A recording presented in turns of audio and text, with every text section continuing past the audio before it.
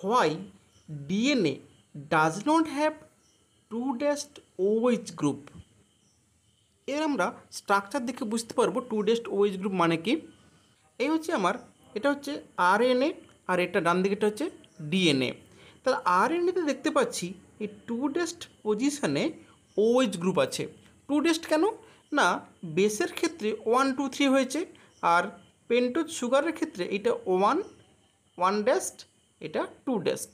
তাহলে আরএনএর ক্ষেত্রে two dashed পজিশনে ওএইচ গ্রুপ আছে, কিন্তু ডিএনএতে এই টু ড্যাশড পজিশনে OH গ্রুপ নেই। থাকলে কি অসুবিধা হতো? এখন এটা জানার আগে আমাকে বুঝতে হবে what is the function of DNA. না, DNA is the carrier of genetic information, অর্থাৎ এই জেনেটিক ইনফরমেশান এক প্রজন্ম থেকে অন্য প্রজন্মতে বহন করে নিয়ে যায়।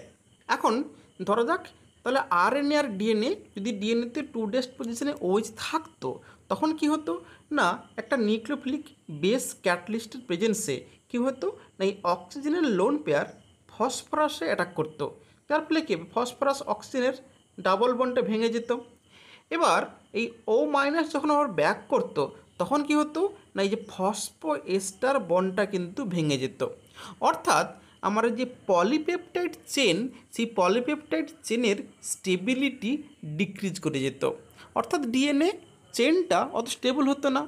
তাহলে যেটা জেনেটিক ইনফরমেশান ক্যারি করবে এক প্রজন্ম থেকে অন্য প্রজন্মে, সেটা যদি সহজেই ভেঙে যায় তাহলে সে জেনেটিক ইনফরমেশান ক্যারিয়ার হিসেবে কাজ করতেই পারতো না।